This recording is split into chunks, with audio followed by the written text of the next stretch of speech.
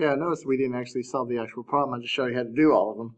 So this time I actually did show you how to do it. Okay, so I'm looking for this middle one. Okay, and what meets at that point at point D, I have left side and the right side. Okay, so those is what I'm going to use as my sides, and the mean is that middle part, which I don't know, and that's what I labeled as X. If we come down here to the problem, okay, I did side over the mean, and then mean over the side. Cross multiplied, end up with x squared equals 23.04. Took the square root of both sides. X equals 4.8. Okay, so I guess this makes it a little more difficult for you to try to do the one underneath it. Okay, so what you need to do is pause it now, then try to do it. Okay, pause now. Hopefully you paused. So I'll set up this other one for you. So I did the middle one. That's the one I'm looking for. That is a mean. Okay. They all start really at the top of this right angle of the original triangle. And the two things that meet is right here, D, which is the left side and right side. So I'll set that up. Side over mean and mean over side. I got x squared is equal to 75. Took the square root of both sides. Can't take the square root of 75, you get some decimal. So we break it down to square root 25 and square root 3. Okay, because you do your perfect squares. The highest perfect square that goes into 75 is 25. Take the square root of 25, you get 5. Can't take the square root of 3, so it just stays with it. So your answer is going to be 5 square root 3. And it says, describe how you can use the value found for CD to describe AC and CB. We don't necessarily need a CD to find AC or CB as long as we have the other side. So basically saying is, we don't necessarily need this middle one. We don't necessarily need this middle one here if we have these sides here. Okay? So, and this is basically kind of showing you about what we just did. Okay? As long as we can find the length of the altitude, which is this portion here, as long as we have the other those other segments. Okay?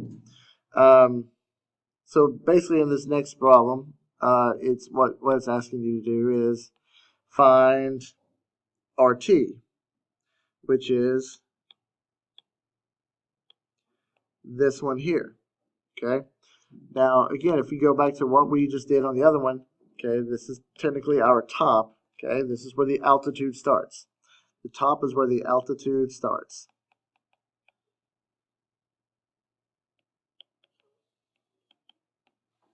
It goes from the vertices. And we're looking for this portion here, RT. Okay. Well, when we walk, so when this fellow walks on his hands, apparently, because I didn't draw it to where he can walk with his feet, I'll try to draw with him walk his feet. There you go. He's walking upside down. He's on the ceiling. So he walks to where it meets. The one that meets to it is RU, which is this portion, and then the whole thing. So SR. Those are the two that we're going to be using. Okay. So to set this up, exactly like what we did before, we do the side, which we have 9.6, over the mean, which is what we don't know. We'll label that as X, is equal to all of RS. So this one is RU. So then we'll do all of RS, when really all you have to do is just add these two together. And you end up with, 9.6.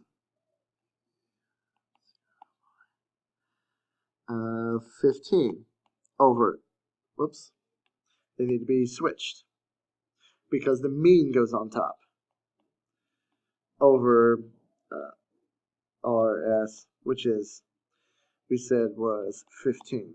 So then we cross multiply, you end up with x squared is equal to, give me a second. X squared is going to be equal to 144. Take the square root of both sides. X equals 12. So your answer to RT equals 12. Okay, so now I want you guys to try the next one.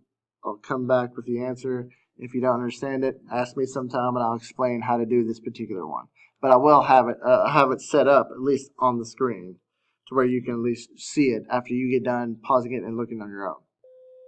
Okay, so here is everything laid out for you. Have your side over your mean, and I got it set up to the right.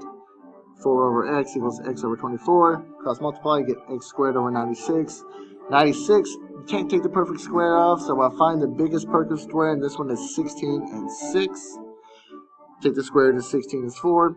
Can't take the square root of 6, so it just stays that way. Alright, so in this number on letter B, it's basically, did this one out for you too, but basically what it's doing is, it's the same as the one previous. And this here, this particular theorem is basically saying that this mean and this mean will be the same. So those two means will be the same. Okay? So be sure to pause and write that down as well.